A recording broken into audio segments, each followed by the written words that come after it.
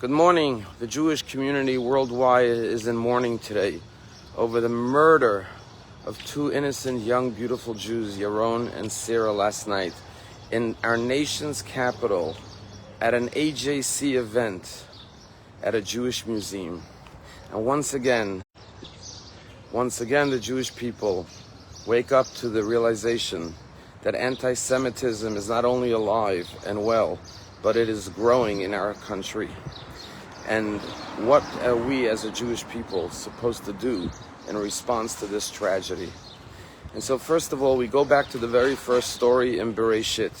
The very first story, or one of the first stories, is the murder of Abel by his brother Cain. And God comes to Cain and says, Kol demei achicha tzoakim alai min adama. The cry of the blood of your brother is calling out to me from the earth. And our rabbis point out that it doesn't say the blood of your brother, but it says it in the plural, kol demei, bloods. Why does it say bloods? And our rabbis say, because it's not just Abel's, Hevel's blood, but his children and grandchildren, all the future descendants that tragically will never be born, are all crying out. Future descendants crying out over the atrocity, over the murder of Abel. And in this particular case, we know that Yaron had just purchased a ring, and he was planning on proposing to Sarah next week. And so it's not just the death of Yaron and Sarah, but all the future children, grandchildren, great-grandchildren, and descendants that would have been born from this union, from this marriage, are all crying out to us today and crying out to the world and saying, what are you doing about this evil in our midst, this anti-Semitism? Just 2 weeks ago, we read the portion of Kedoshim, and in it we have the prohibition, Lo tamod al dam reach, you should not stand by idly over the blood of your brother when it's being spilled. The commandment is not just not to commit murder, but there should not be bystanders who witness the murder and remain silent. And it's fascinating to note that this prohibition of not standing by idly by the blood of your brother is introduced with another commandment in the very same verse. And the beginning of the verse is Lo telech rachil b'amecha. There should not be peddlers, gossip mongers amongst your nation. Meaning to say that you should not peddle lies, misinformation, accusations, and stories that are false, narratives that are false. And indeed, in this case, we see what happened. Free Palestine, of course, is what the terrorist called out, is the campaign of the terrorists. Free Palestine, from the ocean river to the sea. Those who want to eliminate the Jewish people entirely from the Middle East. And this propaganda has spread from campus to campus, from major city to major city, where pro-Palestinian agitators have been repeating and peddling this lie that Palestine is occupied and that we have to rid the Jews from Israel, God forbid.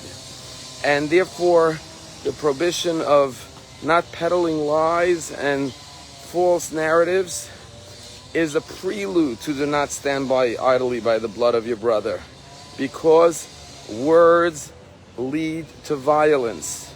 And therefore, we not only hold the shooter accountable, but all the campuses that allowed these violent words to be repeated over and over again on their campuses, and all the media that have promoted these lies, they're all complicit in this crime, because their peddling of these false lies about Israel led to the murder of two innocent people. And therefore, as a Jewish community, we know that it's not enough to stand up with law enforcement to rid the violent terrorists from our midst, the murderers, but we have to stand up to the hate and to the verbal smears against the Jewish community and the state of Israel that take place on a daily basis. And so what is our response? Well, thank God this morning, the first thing I'm going to do is go daven. And I pray for Sarah and Yaron's memory, for their loved ones who are grieving today, and for the Jewish people on a whole, who once again are being assaulted and attacked. First thing we have to do is pray and stand in solidarity and strengthen one another and comfort one another, and know that we as a Jewish community have stood against evil for thousands of years, against anti-Semitism for thousands of years. And we will continue to live as proud Jews. We will continue to overcome hate and anti-Semitism.